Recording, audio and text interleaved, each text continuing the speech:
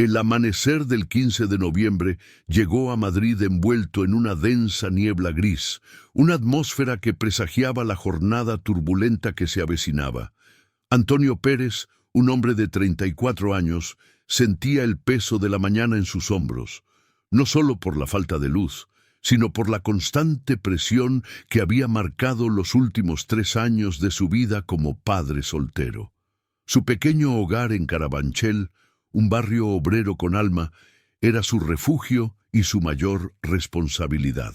La calefacción, un sistema antiguo que su bolsillo apenas permitía mantener a pleno rendimiento, dejaba escapar un frío sutil que se colaba bajo la puerta de la habitación de su hijo. A las 6 en punto, el despertador lo sacó de un sueño ligero y fragmentado. Antonio se movía con la precisión de quien no tiene margen para el error, consciente de que cada minuto contaba. Se dirigió al cuarto contiguo donde dormía Pablo, su hijo de 5 años, cuyo rostro angelical, enmarcado por rizos castaños, era el motor inagotable de su existencia. Desde que la madre de Pablo había optado por una vida distinta, un giro vital que implicó su distanciamiento y posterior ruptura formal de la relación hacía 3 años. Una separación que, aunque dolorosa, se resolvió de forma coherente mediante acuerdos de custodia y manutención que garantizaban el bienestar del niño. Antonio había asumido la multifacética tarea de trabajar, cocinar, limpiar y educar. Estaba crónicamente agotado, pero la alegría de Pablo era su bálsamo. Acarició suavemente el cabello de su hijo para despertarle, preparando un desayuno sencillo pero nutritivo: tostadas con aceite de oliva y un tazón de leche caliente. La rutina de la mañana era una coreografía sincronizada. A las 7:30, Antonio y Pablo ya estaban en la calle, camino a la guardería municipal. Después, la carrera comenzaba de verdad. Su destino era Translogística Ibérica, ubicada en Alcalá de Henares, a muchos kilómetros, donde trabajaba como administrativo por 1.200 euros al mes, una cifra que, en el contexto de los costes de la vida en Madrid, apenas le permitía respirar. Este mes de noviembre había sido particularmente complicado. Las adversidades se habían encadenado con una malevolencia casi personal. 2 semanas antes, un inesperado cuadro febril en Pablo le había costado su primera amonestación verbal de parte de su jefe, Ramón Ortega. Ramón, un hombre de maneras secas y desapegadas, había invocado el reglamento interno sin considerar la urgencia médica del pequeño, a pesar de que la ley española reconoce el derecho a ausentarse por deberes inexcusables relacionados con la familia. Una semana después, su viejo Seat León se había negado a arrancar, provocando el segundo aviso. Ramón no había usado eufemismos. Un tercer retraso, Antonio, y la relación laboral quedará extinguida inmediatamente. No aceptamos más excusas en esta empresa. Este tipo de amenaza, aunque intimidatoria, representaba un riesgo legal para la empresa, ya que el despido en España requiere causas justificadas y demostrables, y 3 faltas aisladas por incidentes de fuerza mayor suelen ser insuficientes para un despido procedente si no hay un expediente previo bien sustentado. Antonio había salido de Carabanchel con 10 minutos de antelación esa mañana, decidido a demostrar que era un empleado fiable y dedicado. Tomó la autovía A3 en dirección a Alcalá de Henares, con la esperanza de que el tráfico, habitualmente denso, le diera un respiro. Sin embargo, a las 7:55 el cielo se abrió. No era una llovizna, sino un verdadero diluvio que redujo la visibilidad a casi nada y anegó la calzada, obligando a los conductores a reducir la velocidad drásticamente. Fue en ese momento, en la margen derecha de la autovía, donde la vio. En el arcén, junto a un coche parado que parecía haber sucumbido a la tormenta, estaba una mujer. La imagen era de una vulnerabilidad extrema. muy embarazada. Su vestido rojo oscuro empapado y pegado al cuerpo, su cabello rubio adherido al rostro. Se sujetaba el vientre con una mano, mientras con la otra gesticulaba desesperadamente a los vehículos que pasaban. Antonio miró su reloj. 7:58. Le quedaban escasos 7 minutos para llegar a la hora de entrada. Detenerse significaba el despido, la pérdida de los 1.200 euros, el riesgo de no poder pagar el alquiler de 800 euros y la perspectiva de la miseria para él y Pablo. Continuó la marcha por unos breves instantes. En el espejo retrovisor, la figura de la mujer se encogía, sola bajo el azote de la lluvia, su desesperación palpable. Algo esencial dentro de Antonio se quebró. Se preguntó qué clase de hombre sería si elegía su seguridad económica sobre una vida, sobre la madre de un niño. ¿Qué le enseñaría a Pablo, el niño que admiraba su bondad? En el fondo, sabía que la decisión de pasar de largo no solo era un fracaso moral, sino una negación de los valores que definían su paternidad. Sin pensarlo más, realizó una maniobra brusca pero controlada, señalizando y deteniéndose detrás del vehículo averiado. Salió del coche, quedando empapado hasta los huesos en apenas 3 segundos. La mujer, al verlo, mostró una mezcla de alivio y un dolor intenso.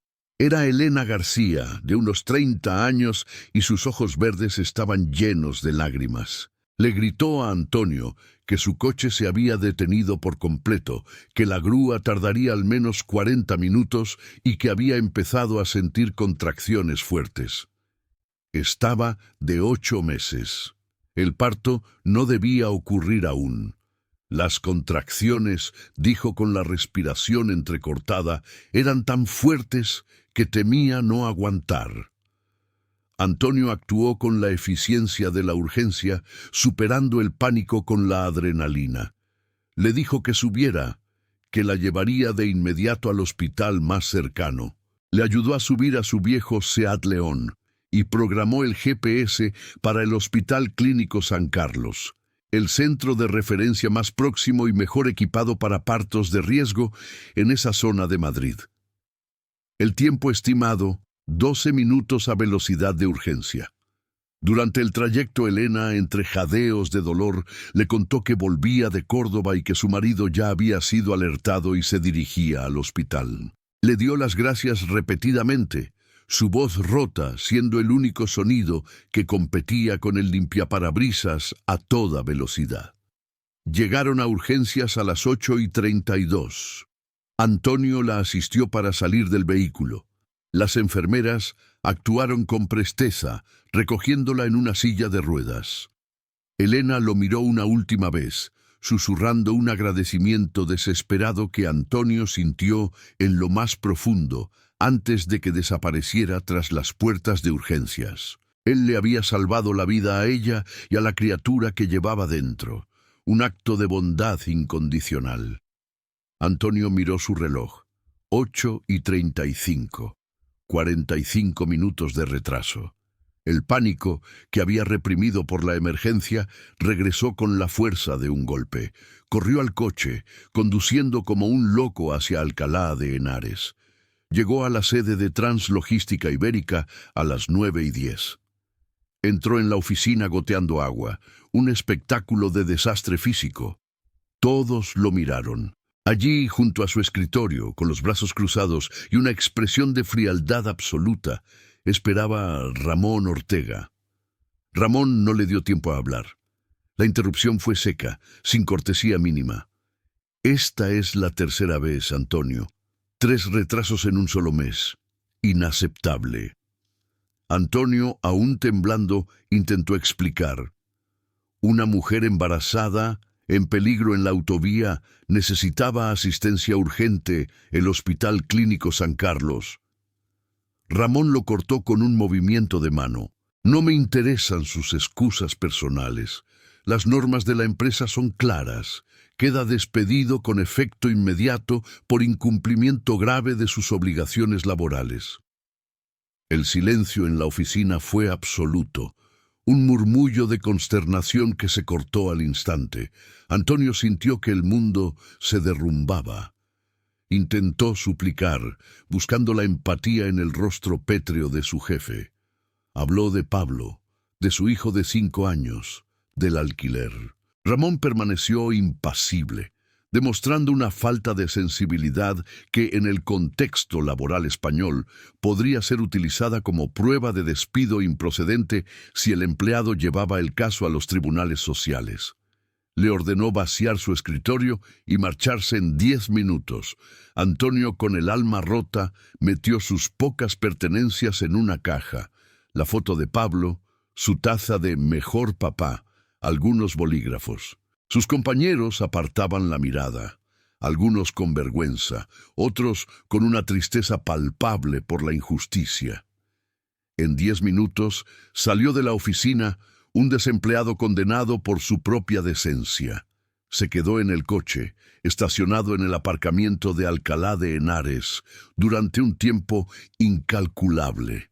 Estaba sin trabajo, con 700 euros contados en el banco, los 200 propios más el préstamo de 500 de su padre en Córdoba, y un hijo que dependía exclusivamente de él.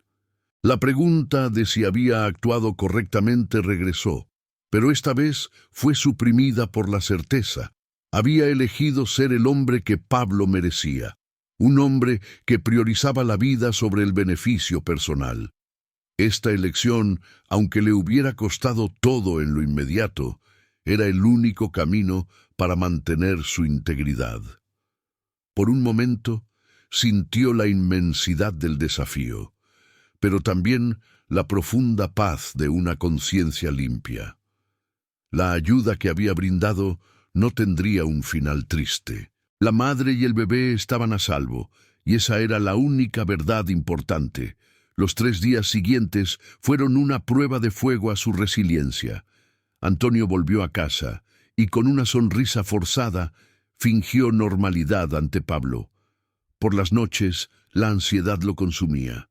Se sentaba a la mesa con su portátil y enviaba currículums frenéticamente, contactando a viejos conocidos y buscando cualquier puesto de administrativo o logístico que le permitiera salir del apuro. La respuesta del mercado era lenta, como un goteo en el desierto. Llamó a su padre en Córdoba, un hombre de 72 años que había trabajado toda su vida como obrero y ahora vivía con una pensión mínima. El anciano, tras escuchar la historia completa, desde la emergencia hasta el despido, no lo reprendió. Al contrario, le transmitió su orgullo y le ofreció esos 500 euros de sus ahorros, la única red de seguridad de Antonio. El segundo día, Antonio cumplió con el deber ciudadano, acudiendo a la oficina del SEPE para tramitar la prestación por desempleo. Hizo cola con decenas de personas, rellenando formularios que prometían una ayuda que llegaría en semanas, un periodo de tiempo demasiado largo para su crisis actual. Esa noche, mientras preparaba la cena con los últimos víveres de la nevera, Pablo le preguntó con su candidez infantil por qué ya no iba al trabajo.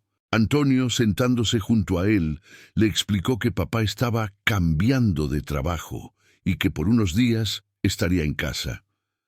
Pablo, con esa confianza absoluta que solo tienen los niños de 5 años, le dijo simplemente que le encantaba tener a papá más en casa, sin imaginar la tormenta que se cernía sobre ellos.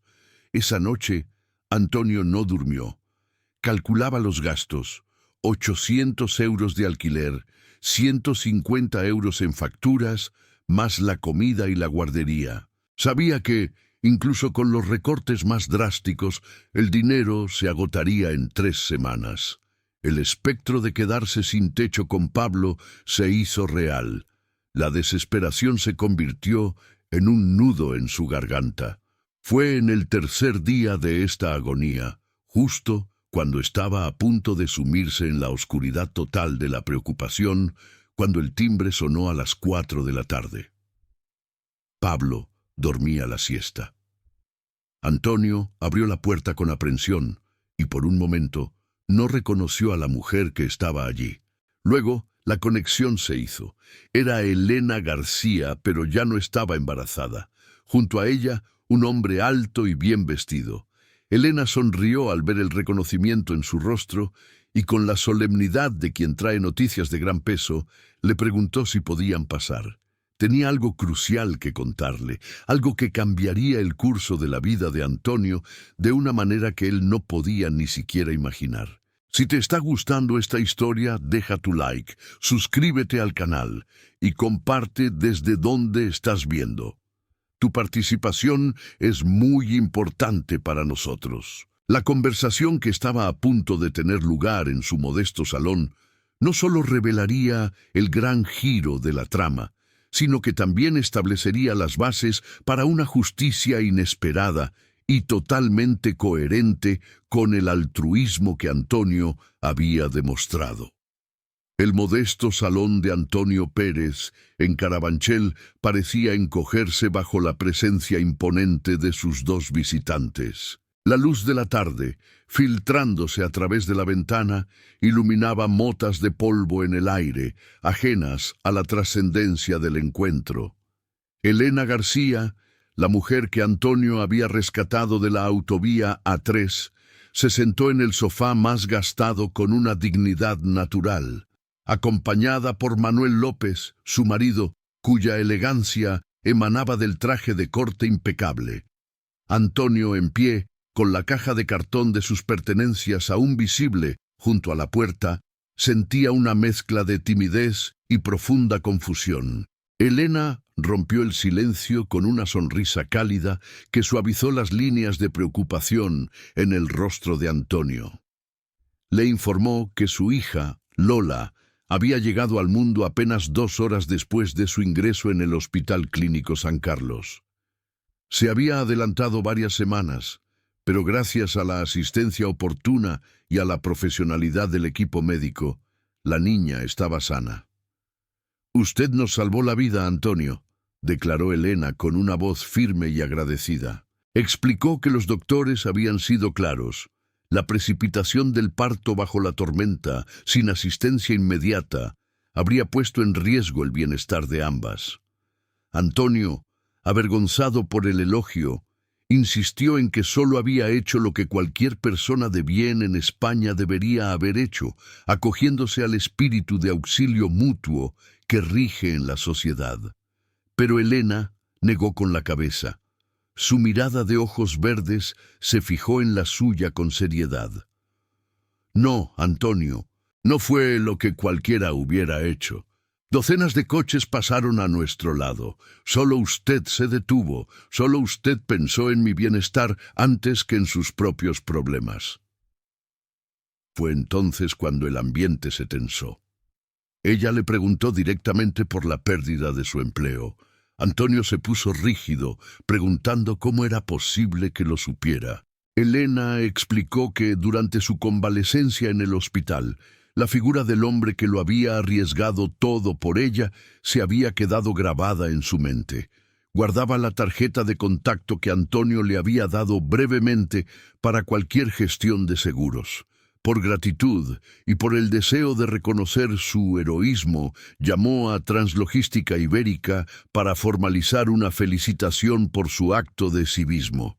La derivaron directamente con la dirección, que la puso en contacto con Ramón Ortega. El primer atisbo del plot twist, la respuesta de Ramón, fue la primera señal de que algo andaba mal.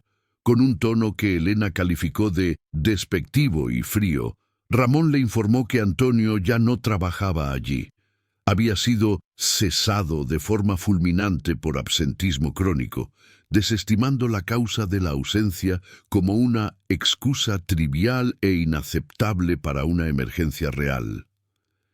Elena sintió una profunda indignación, pero el destino, o la alineación de la buena voluntad, jugó su carta. Una empleada de Translogística Ibérica, conmovida por la flagrante injusticia y disgustada por la crueldad de Ramón, y que había presenciado la humillación pública de Antonio, tomó una decisión valiente. Consiguió el número de teléfono de Elena, que había quedado registrado en la centralita, y la llamó en privado. Esta empleada, cuyo nombre Antonio nunca sabría para protegerla de cualquier posible represalia en el futuro, le contó a Elena la verdad sin adornos.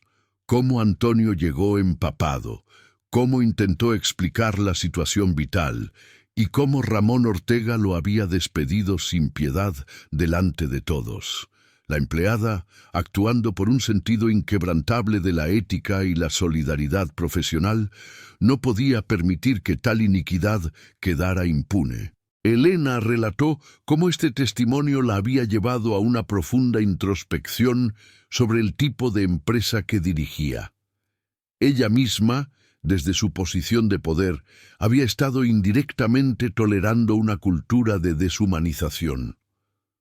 Los 2 días siguientes al alta hospitalaria los había dedicado a investigar a fondo sobre Antonio Pérez, padre soltero, residente en Carabanchel, luchando duramente por su hijo, Pablo. Su conclusión fue firme. No permitiría que un acto de puro altruismo, que había salvado su vida y la de su hija, destruyera la estabilidad de aquel hombre. Fue en este punto de la narrativa que Manuel López, el marido de Elena, carraspeó y se presentó formalmente. Su voz era tranquila, pero portadora de autoridad, y entonces llegó la revelación impactante, el verdadero y más grande giro de la trama, con consecuencias masivas en el ámbito empresarial de España. «Antonio», comenzó Manuel, «hay algo fundamental que usted necesita saber sobre su antigua compañía». Hizo una pausa dramática. «Translogística Ibérica no es, como usted cree, una empresa independiente. Es una filial clave de un grupo mucho más grande y poderoso, con presencia a nivel nacional, García Holding». Antonio frunció el ceño, intentando procesar la información. El nombre del holding no le era familiar, aunque reconocía la magnitud del sector logístico en la economía española. Manuel continuó con una sonrisa cargada de significado. «García Holding pertenece a mi familia. Yo soy el consejero delegado, el CEO de todo el grupo». Y Elena, indicó a su esposa con un gesto afectuoso. Elena García es la principal accionista y a efectos prácticos, la dueña efectiva de todo el consorcio empresarial. El silencio que siguió a estas palabras fue más denso que la niebla de la mañana. Antonio, que apenas 3 días antes había sido humillado y cesado por un empleado de bajo rango de una filial, estaba sentado frente a la pareja que poseía toda la estructura corporativa. La mujer, a la que había salvado en la autovía, era, ni más ni menos, la dueña de la empresa que lo había despedido. La ironía era tan monumental que casi le cortó la respiración. Elena, percibiendo el shock, continuó con una voz que irradiaba determinación. Explicó que tras salir del hospital, su primera llamada no fue a un abogado, sino al director general del grupo para exigir un informe interno completo sobre el incidente de Antonio y la conducta de Ramón Ortega. Había mantenido una conversación personal con Ramón, y lo que descubrió la había enfurecido. Ramón Ortega tenía un historial documentado de comportamiento autoritario, desestimando repetidamente las necesidades personales de los empleados y creando un ambiente laboral tóxico. Las quejas se habían acumulado a lo largo de los años, pero había sido sistemáticamente protegido por amistades en la dirección intermedia, una práctica endémica en muchas estructuras empresariales que priorizan la lealtad interna sobre la ética. La solución coherente y positiva, Elena le aseguró a Antonio que su caso no era aislado. Era solo el más reciente y el más flagrante ejemplo de una cultura que necesitaba una reforma urgente. Ella, como dueña y accionista principal, tenía la capacidad y la responsabilidad de corregir esta desviación corporativa de inmediato, antes de que el ambiente laboral se desestabilizase por completo y afectara la productividad y el bienestar de los cientos de empleados. «Antonio», dijo Elena con solemnidad, Usted no va a volver a Translogística Ibérica como un simple administrativo. Usted va a ser la persona que nos ayude a corregir este rumbo. Y entonces ofreció su propuesta, un plan que transformaba la injusticia sufrida en la herramienta perfecta para una gestión empresarial más humana y eficiente. Necesitamos una reestructuración completa del Departamento de Recursos Humanos y de la filosofía de gestión de personas. Necesitamos a alguien que entienda de verdad lo que es luchar por la familia, lo que significa el sacrificio y el valor de la empatía. Alguien con una integridad inquebrantable. Elena le ofreció a Antonio el puesto de responsable de bienestar de los empleados para Translogística Ibérica. El impacto de esta oferta fue doblemente positivo. Primero, la compensación económica. Un sueldo de 3.000 euros al mes, más del doble de lo que había ganado antes.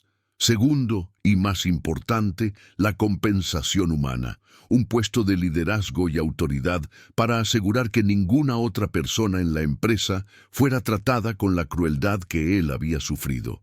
La posición incluía una oficina propia, horarios flexibles para gestionar los compromisos con Pablo, y un seguro médico completo para él y su hijo, abordando directamente todas sus preocupaciones de padre soltero. En cuanto a la figura que había causado el daño, Elena fue categórica y firme, reflejando su compromiso con la ética corporativa. Ramón Ortega fue cesado de su puesto esta misma mañana con efecto inmediato. En García Holding no hay espacio para directivos que tratan a los seres humanos sin respeto, dignidad y compasión. La decisión de cesar a Ramón no era un acto de venganza, sino una medida coherente y justificada para sanear la empresa y proteger a la plantilla de una gestión abusiva. Una acción respaldada por la dirección del García Holding. Antonio, incapaz de articular palabra, sintió como las lágrimas, no de tristeza, sino de un alivio y una gratitud abrumadoras, comenzaban a caer por su rostro. 3 días antes, había perdido todo por un acto de bondad. Ahora, por una concatenación de sucesos providenciales, no solo había recuperado su estabilidad, sino que había ganado una carrera con propósito y un futuro brillante. Manuel, el CEO del grupo, intervino para ultimar los detalles de forma positiva. Le confirmó que Antonio podía empezar el lunes siguiente, dándole una semana para asimilar y organizar su vida. Además, el García Holding abonaría a Antonio un bono de 5.000 euros como justa compensación por el estrés, la pérdida de días de salario y el daño moral sufrido. Un gesto que superaba con creces las obligaciones legales de un despido improcedente y que demostraba la seriedad del compromiso de Elena y Manuel. Antonio finalmente encontró la voz, un susurro ahogado por la emoción. Les dijo que no sabía cómo agradecerles. Elena se levantó y le puso una mano firme sobre el hombro. El agradecimiento es mío, Antonio. Usted salvó a mi familia. La mejor forma de agradecerme es haciendo de Translogística Ibérica el mejor lugar para trabajar en España.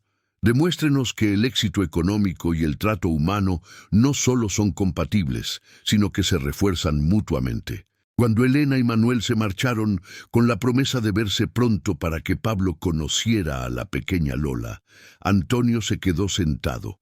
Poco después sintió los pequeños pasos de su hijo.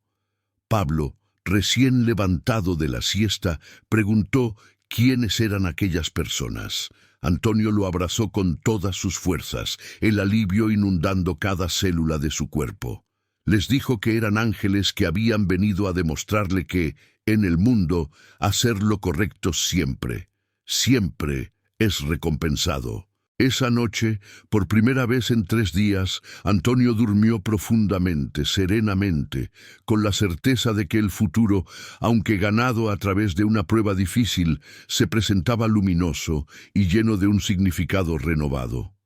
El ciclo de la injusticia se había roto, dando paso a una oportunidad de grandeza moral y profesional que se extendería por todo el García Holding. El lunes siguiente a la visita que alteró el destino de Antonio Pérez, se presentó en Translogística Ibérica con una mezcla de nerviosismo y una emoción casi reverencial.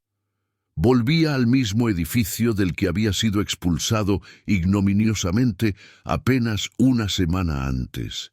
Pero ahora, en lugar de ser un empleado cesado y humillado, regresaba investido de un poder transformador, bendecido por la dueña del imperio. Su llegada fue un espectáculo de cambio instantáneo.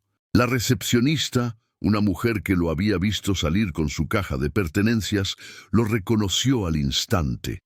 Le saludó con una sonrisa radiante y genuina, felicitándolo efusivamente por su milagroso nuevo comienzo.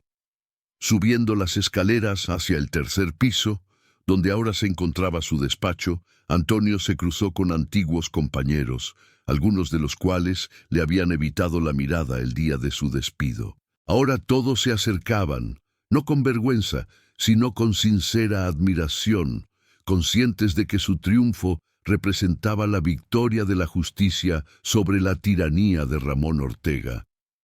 La oficina de Antonio era pequeña, pero bañada en luz, con una ventana que ofrecía una vista clara de los tejados de Alcalá de Henares.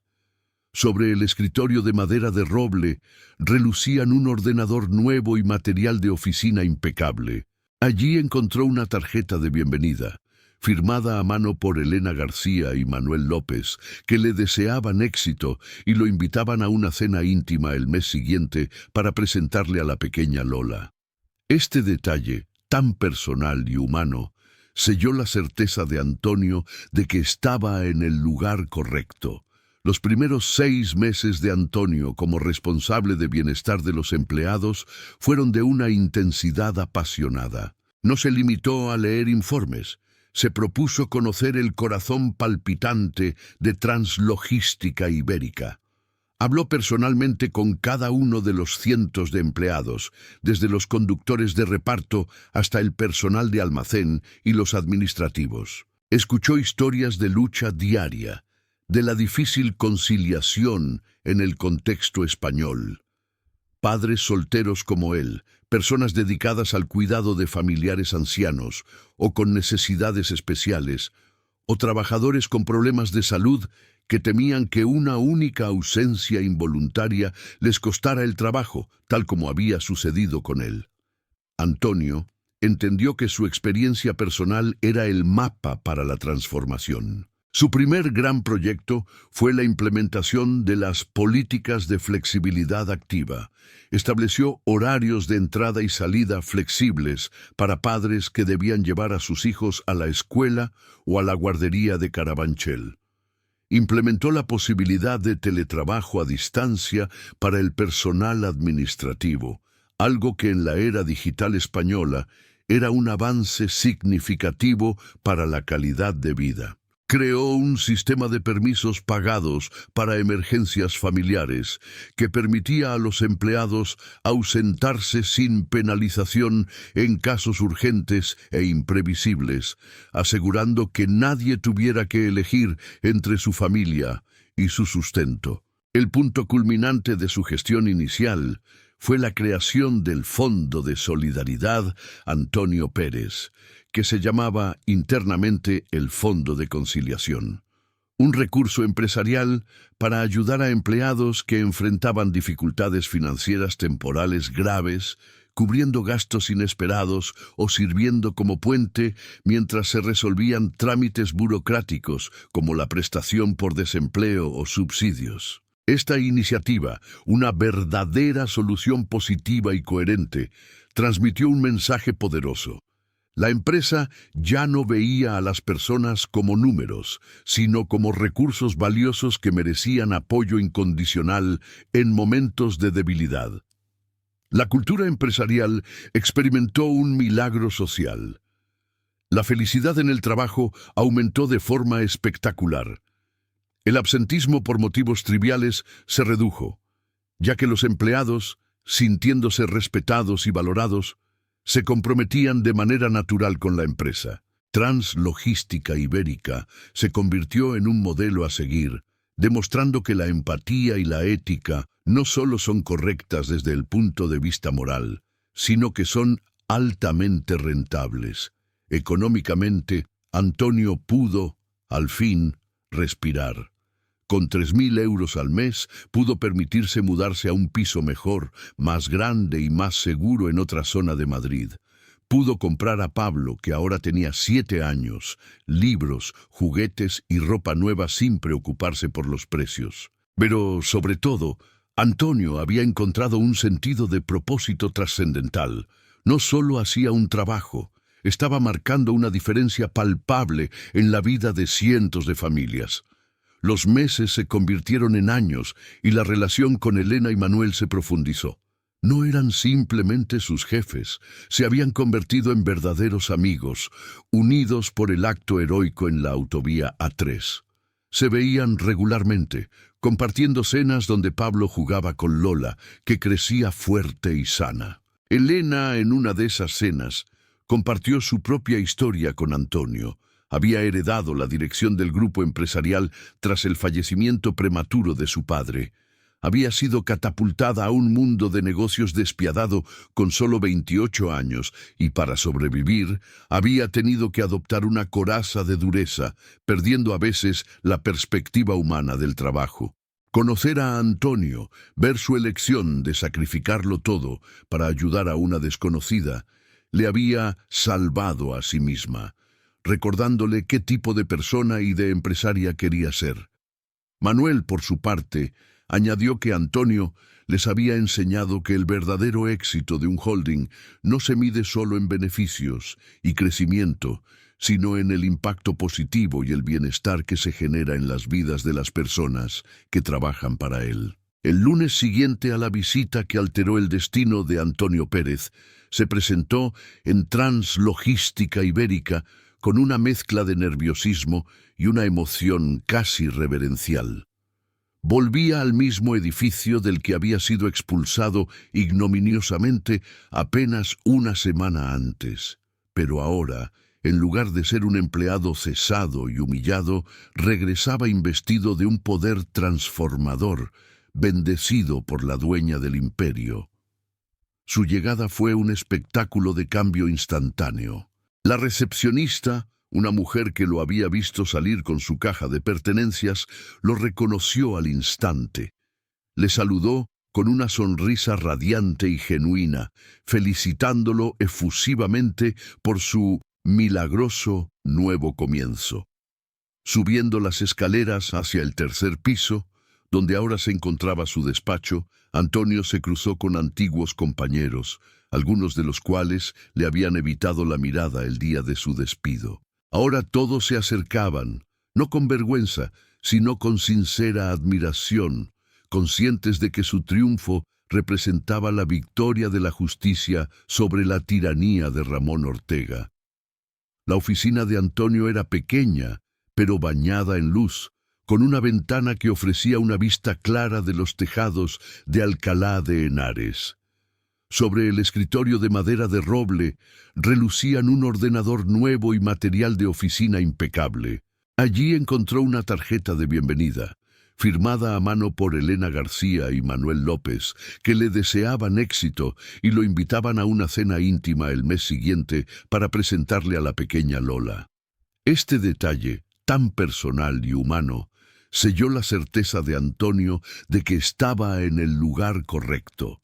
Los primeros 6 meses de Antonio como responsable de bienestar de los empleados fueron de una intensidad apasionada. No se limitó a leer informes, se propuso conocer el corazón palpitante de Translogística Ibérica.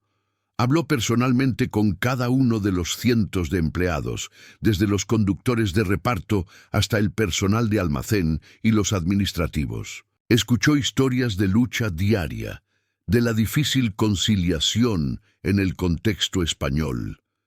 Padres solteros como él, personas dedicadas al cuidado de familiares ancianos o con necesidades especiales, o trabajadores con problemas de salud que temían que una única ausencia involuntaria les costara el trabajo, tal como había sucedido con él. Antonio entendió que su experiencia personal era el mapa para la transformación. Su primer gran proyecto fue la implementación de las políticas de flexibilidad activa.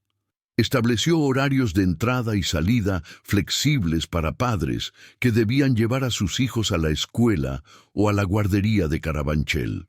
Implementó la posibilidad de teletrabajo a distancia para el personal administrativo, algo que en la era digital española era un avance significativo para la calidad de vida. Creó un sistema de permisos pagados para emergencias familiares que permitía a los empleados ausentarse sin penalización en casos urgentes e imprevisibles, asegurando que nadie tuviera que elegir entre su familia y su sustento. El punto culminante de su gestión inicial fue la creación del Fondo de Solidaridad Antonio Pérez, que se llamaba internamente el Fondo de Conciliación, un recurso empresarial para ayudar a empleados que enfrentaban dificultades financieras temporales graves, cubriendo gastos inesperados o sirviendo como puente mientras se resolvían trámites burocráticos como la prestación por desempleo o subsidios. Esta iniciativa, una verdadera solución positiva y coherente, transmitió un mensaje poderoso. La empresa ya no veía a las personas como números, sino como recursos valiosos que merecían apoyo incondicional en momentos de debilidad. La cultura empresarial experimentó un milagro social. La felicidad en el trabajo aumentó de forma espectacular. El absentismo por motivos triviales se redujo, ya que los empleados, sintiéndose respetados y valorados, se comprometían de manera natural con la empresa. Translogística Ibérica se convirtió en un modelo a seguir, demostrando que la empatía y la ética no solo son correctas desde el punto de vista moral, sino que son altamente rentables. Económicamente, Antonio pudo al fin respirar. Con 3.000 euros al mes pudo permitirse mudarse a un piso mejor, más grande y más seguro en otra zona de Madrid. Pudo comprar a Pablo, que ahora tenía 7 años, libros, juguetes y ropa nueva sin preocuparse por los precios. Pero, sobre todo, Antonio había encontrado un sentido de propósito trascendental. No solo hacía un trabajo, estaba marcando una diferencia palpable en la vida de cientos de familias. Los meses se convirtieron en años, y la relación con Elena y Manuel se profundizó. No eran simplemente sus jefes, se habían convertido en verdaderos amigos, unidos por el acto heroico en la autovía A3. Se veían regularmente, compartiendo cenas donde Pablo jugaba con Lola, que crecía fuerte y sana. Elena, en una de esas cenas, compartió su propia historia con Antonio. Había heredado la dirección del grupo empresarial tras el fallecimiento prematuro de su padre. Había sido catapultada a un mundo de negocios despiadado con solo 28 años y, para sobrevivir, había tenido que adoptar una coraza de dureza, perdiendo a veces la perspectiva humana del trabajo. Conocer a Antonio, ver su elección de sacrificarlo todo para ayudar a una desconocida, le había salvado a sí misma, recordándole qué tipo de persona y de empresaria quería ser.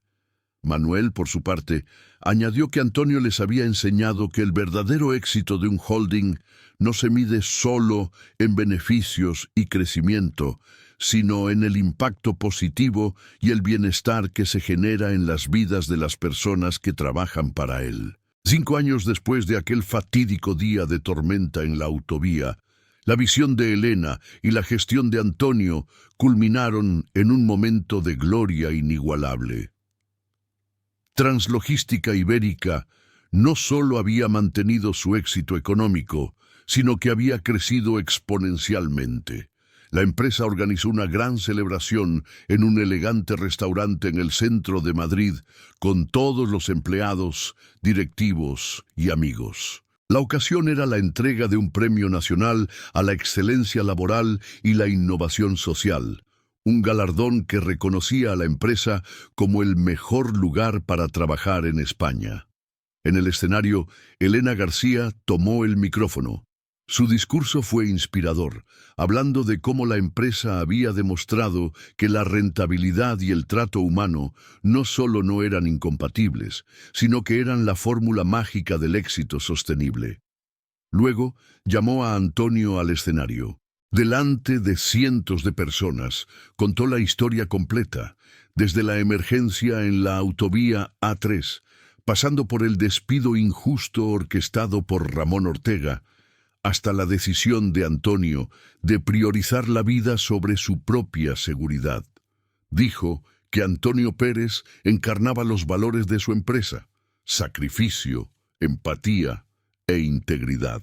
El anuncio final de Elena resonó con una promesa de futuro inigualable.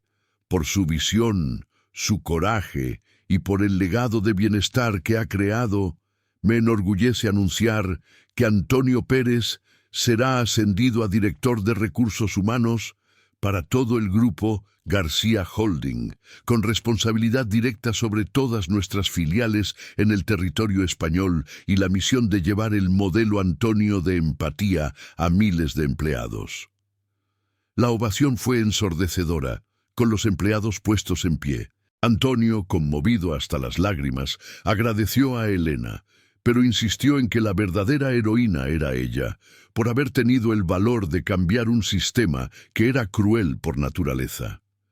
Entre el público, sentado en primera fila, estaba Pablo, ahora un apuesto niño de 10 años, mirando a su padre con orgullo infinito, y junto a él estaba Lola, la niña nacida aquel día de tormenta, que ahora tenía 5 años y llamaba a Antonio tío Antonio. La imagen de ellos dos juntos era la prueba viviente de que el sacrificio de Antonio había sido la semilla de una bendición milagrosa.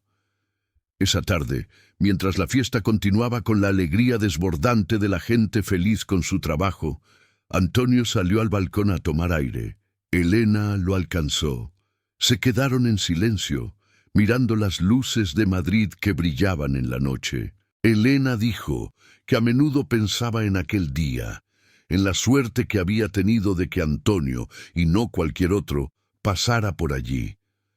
Antonio le respondió, con una paz que nunca antes había conocido, que él pensaba en ello con gratitud. Había perdido un trabajo que lo hacía sentir invisible y que le robaba el tiempo con su hijo, pero había ganado una carrera con un significado inmenso. Había perdido una estabilidad temporal, pero había ganado la certeza de que la bondad es la mayor fuerza. En la autovía, dijo Antonio, tuve que elegir entre mi seguridad y la vida de una persona desconocida. Lo repetiría 1 millar de veces, porque algunas cosas valen más que todo el dinero. La dignidad, la integridad, la compasión y el tipo de persona que somos cuando nadie nos mira. Aquel día, al salvarlas a usted y a Lola, creo que me salvé a mí mismo. Antonio miró hacia el futuro con una sonrisa esperanzadora. La autovía A3, que una vez había sido un símbolo de pérdida y miedo, se había convertido en el símbolo de un milagro de la bondad. Había enseñado a su hijo, Pablo, la lección más importante de la vida, que hacer lo correcto, aunque a veces implique un coste, es la única forma de alcanzar la verdadera y más profunda felicidad. La vida lo había probado y él había triunfado. El círculo se había cerrado, no con un final, sino con el inicio de un legado de esperanza, demostrando que, en el corazón de España, la integridad siempre, de forma milagrosa y positiva, encuentra su recompensa. Muchísimas gracias por haberte quedado hasta el final de esta historia. Si te ha gustado, no olvides suscribirte al canal y dejarnos un me gusta. Es la mejor forma de ayudarnos a seguir creciendo. Además, déjanos un comentario contándonos desde qué ciudad nos has visto. Nos encanta leer dónde llegan nuestras historias. Un saludo muy fuerte y nos vemos en el próximo video.